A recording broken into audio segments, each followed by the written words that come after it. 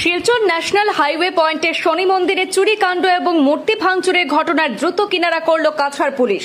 চোরচক্রের যাবতীয় কুকীর্তি রেকর্ড হয়েছিল সিসিটিভি ক্যামেরায়। শনি মন্দিরের লুটপাটের পাশাপাশি শনি মূর্তিতে ভাঙচুরের ঘটনায় জড়িত দুই যুবক আটক।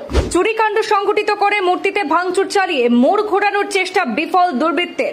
ধৃত দুই যুবক শনি মন্দিরের দামি আসবাবপত্র এবং মূর্তিতে থাকা স্বর্ণালঙ্কা লুটে নিয়ে যাওয়ার সময় শনি মূর্তিতেও ক্ষয়ক্ষতি চালিয়েছিল। উদ্ধার হয়েছে শনি মন্দিরে চুরি যাওয়া সামগ্রী। পুলিশের জেরায় যাবতীয় কুকীর্তি স্বীকার করেছে ধৃত অনিক এবং পল্লব দাস। ঘটনায় কোনো ভিন্নধর্মী জড়িত প্রমাণ করতে চুরচক্র শনি মূর্তিতে ক্ষতি চালিয়েছিল।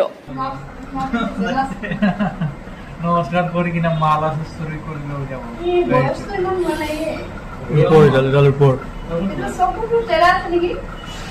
না একটু লাইটের কারণে হয়ে যায় পুরা আইছে দেখুন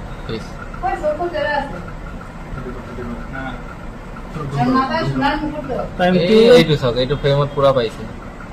টাইমটো হল 3:28।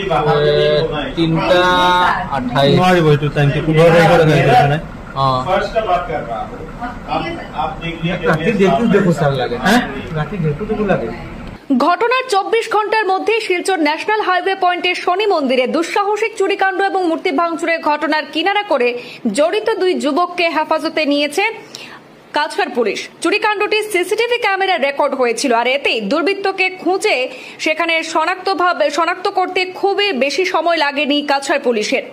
রবিবার সংবাদ মাধ্যমের সাথে কথা বলতে গিয়ে কাছাড় জেলার senior police super Nomal Mahato জানিয়েছেন, গত শুক্রবার রাতে শিলচর শহরের ন্যাশনাল হাইওয়ে পয়েন্ট এলাকায় অবস্থিত শনি মন্দিরে সংঘটিত হয়েছিল একটি দুঃসাহসিক চুরির ঘটনা, আর সেই দুর্ঘটনায় কোনো ভিন্নধর্মী জড়িত নয় বলে জানিয়েছেন কাছাড়ের সিনিয়র পুলিশ সুপার।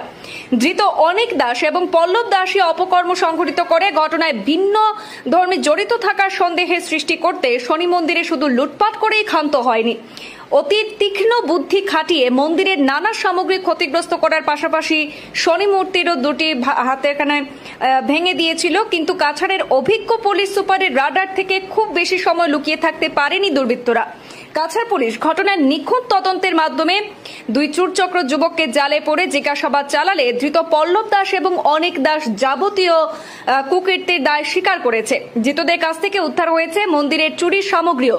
চুরিকাণ্ডের বিশদ তথ্যে প্রকাশ যে গত শুক্রবার গভীর রাতে ধৃত চুরচক্র মন্দিরের গেট ভেঙে ভেতরে প্রবেশ করে লুটপাট চালিয়েছিল। মন্দিরে বিভিন্ন সামগ্রী সহ শনি দেবতার স্বর্ণালঙ্কা লুটে নিয়েছিল, আর গতকাল শনিবার সকালে পুজো দিতে আসা ভক্তরা সেই ঘটনাটি প্রত্যক্ষ করার পর মন্দির পরিচালনা কমিটির পক্ষ থেকে রাঙ্গিরখাড়ি আউটপোস্টে চুরির মামলা দায়ের করা হয়। মামলার পরিপ্রেক্ষিতে